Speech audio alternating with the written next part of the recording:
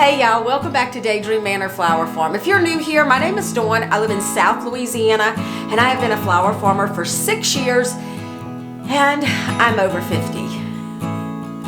Well, hey y'all, welcome into the kitchen because it's hot as hell outside. I'm just gonna put it out there. That's just how it is. It's like currently 102. The feels like is like 105. The tunnel is at 106. Just sucks to be outside right now. And every year I act like it's shocking. Like I haven't lived in South Louisiana my entire life. I guess now that I'm outside so much more, I notice it even more. So I don't know. I just couldn't stand out there to video. I went out this morning to check the flowers and I tried to do some work in the stem shed and it's just too much right now. So that leads me to a couple of things I want to talk about on this video. But first, survived my work trip, came back with a cute little souvenir for myself, the cold. It's hard going from 100 plus degree temperatures to like the 50s, rainy, cool, windy. And so I just have this crud happening, which, you know, sometimes it just doesn't make you feel great. But here's my issue too. And y'all, this has to do, not so much with farming over 50. I think it just has to do with being in your late 50s. This is me. I have traveled the past 14 months 3 times to Europe for work. And all 3 times I have been sick. Something has happened. The first time I went, I had food poisoning because I ate a Turkish pizza that wasn't a Turkish pizza. So I'm not sure what the heck it was, but it wasn't good. And I was the only one that ate it. And I got really, really sick the last 2 days we were there. And it was a nightmare. The last time I went before this time, jet lag just got me and I could not shake it. We landed.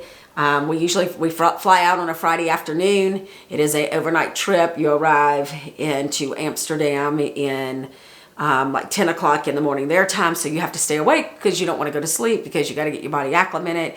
And normally by Sunday afternoon, Sunday we do something fun. We go to another country around or whatever and kind of sightsee. And then by Monday, we're pretty much in a routine. Like we're sleeping better. Things are starting to fall into place. Trip before last, it was Wednesday before I ever slept like I should have. And it wasn't just me. I had 2 other people on the trip. They were the same way. I don't know what that was about. We were very all off sync. So that was a hard trip. And then this trip, it's 52-ish, 55-ish there. Rainy, cloudy, and I think we had 1 day of sunshine while we were there, and I just got this cold, this junk. So I felt bad for 1 day. Felt really crappy, but I was able to work and then go back to the hotel, and I slept hard, and then started feeling better. Just have all of this draining and stuff. So, you know, I do think that is part of me getting older and the wear and tear on my body traveling like that. Because look, our work week over there is no joke. Like, we're doing 10-hour days easily. And although I do not have a physical job, I am not turning wrenches, doing all of these things. It is still, from an intellectual, mental capacity, it is very difficult. And then we're working with folks too who English is not their first language, but I will tell you 99% of the time they speak better English than we do. And they apologize because they don't speak English well. And we're like, what? We are so appreciative that you even speak English. So I have a great learning team over there that I work with. And so it's just a lot of work. It's a lot of things that sometimes get lost in translation. And so we're all processing at different rates and speeds and how we process and the conversations we have. So it's a lot. And so what I'm realizing is I feel like I'm in pretty decent shape physically. You know, we talk about that on this channel because we are. I'm sure some of you found me because you are farming over 50. You know, I talk about taking care of myself mentally and physically and being hydrated and all those things. So I don't feel like I'm like a couch potato. I mean, I am not running a marathon right now. Let's be really clear. But I could maybe walk. I could walk a 5K for sure. I just don't want to run it.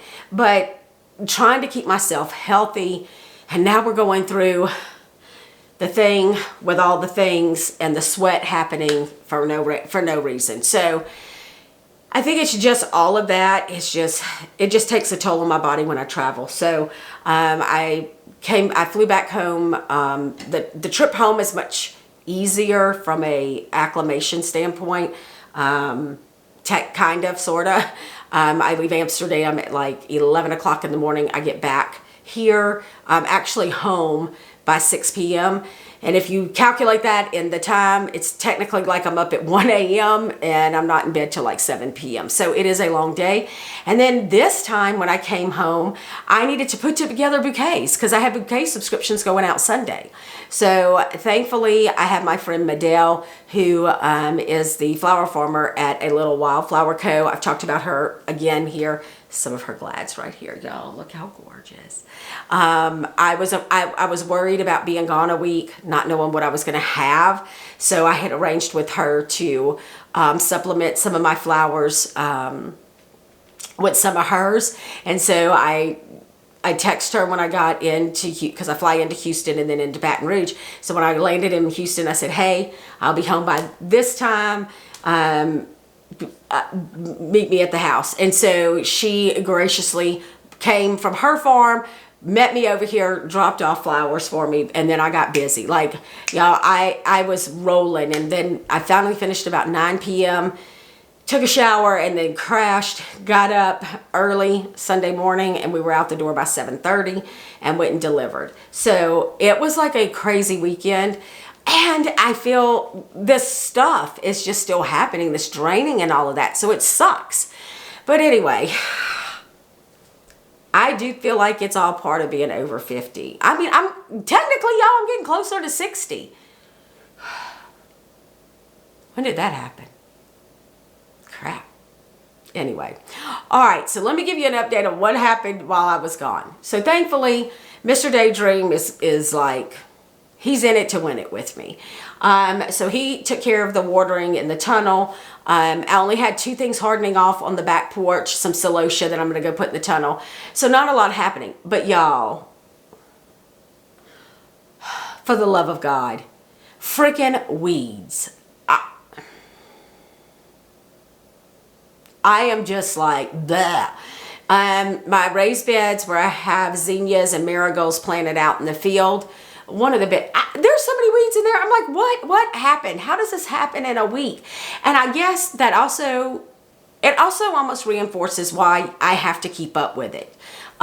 Because I normally try to pull weeds as I see them. And so not being here a week, the bed is like full. All of the beds are full, and I just need to go through and clean them out. Not as bad as it was when I was in the open field. Let me be really honest there. I mean, I'm complaining. It's probably going to take me maybe 2 or 3 hours to weed all 8 of those beds. It's not that. It's just the thought of, there they go again. Now the high tunnel, I only have a few. After I came home, I did harvest almost 2/3 of what I have left in the white lysianthus for my last bouquet subscription. So that was my last subscription until maybe the fall. I'm going to figure that out later. So I have a handful of lysianthus left that I'm going to harvest, put together bouquets, bring them up to the boutique. But the dahlias, y'all. Okay, and I went out this morning and took some video, and I'm going to put it in here so you can see it. I just don't want to film out there. It's just way too hot. So, okay, let me show you, and then we're going to talk about it. Y'all, they're out of control.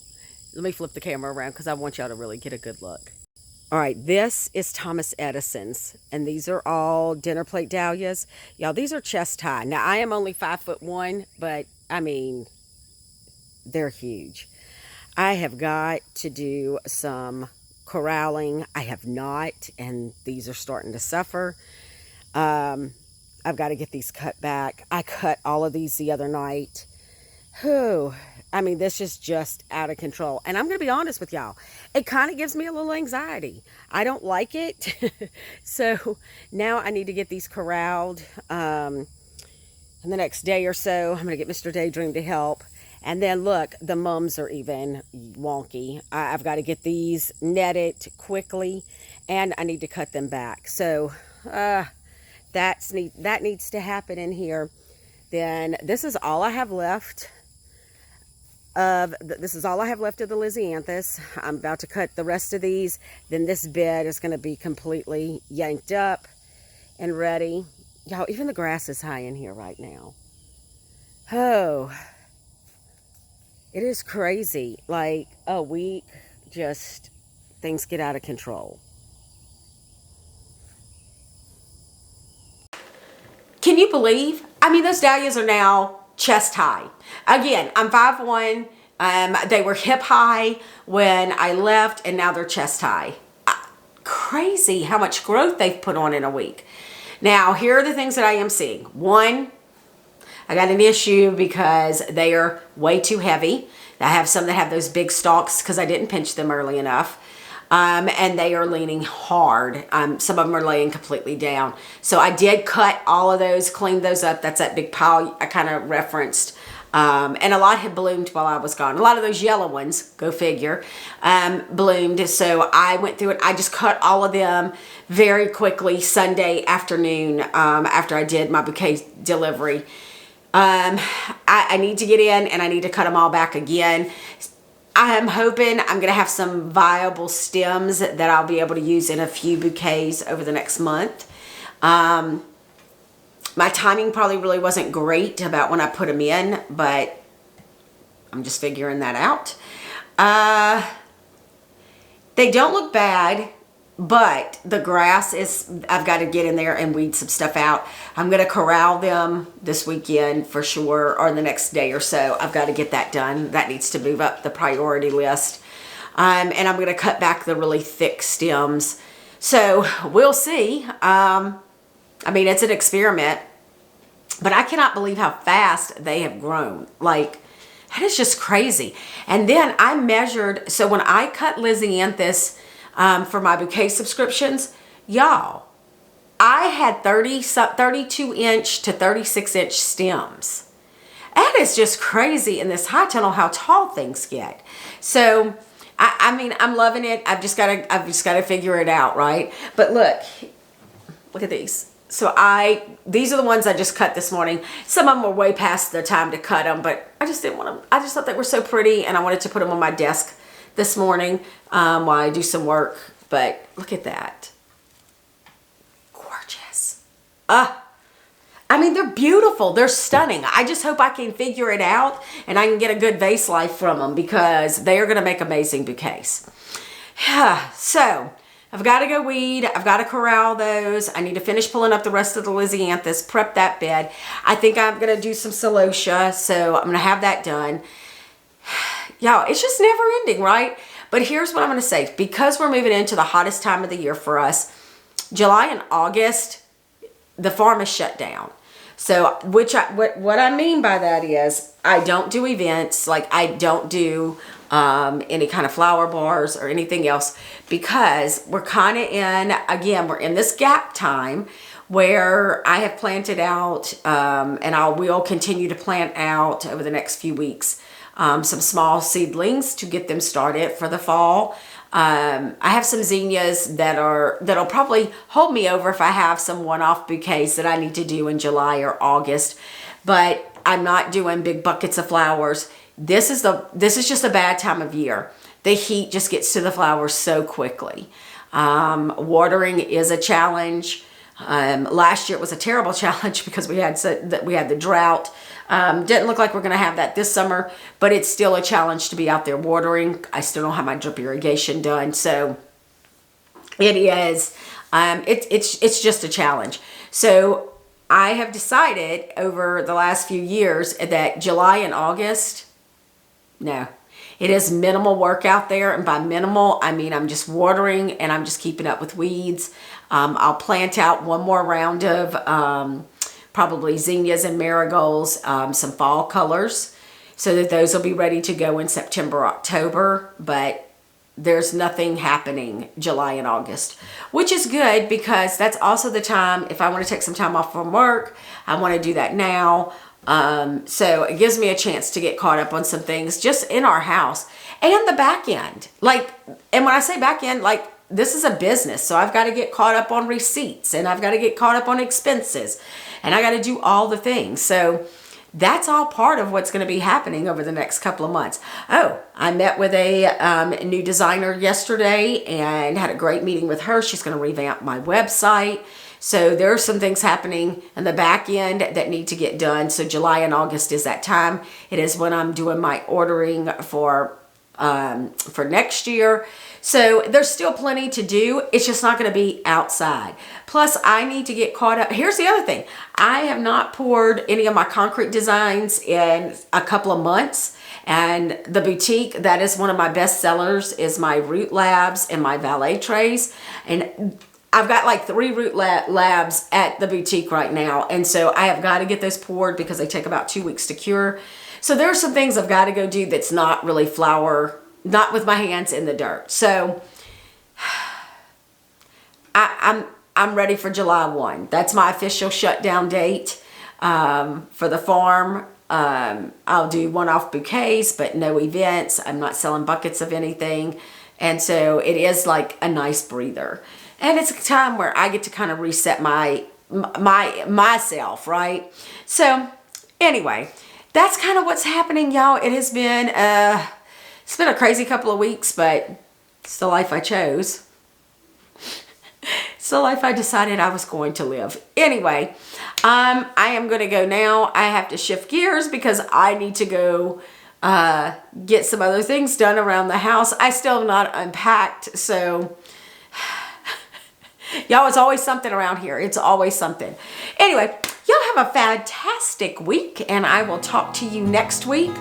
Happy growing. And if it's already hot where you are, remember, keep yourself hydrated. Work early mornings, late afternoons. Don't get out there in the middle of the day. Take care of yourself. We'll chat soon.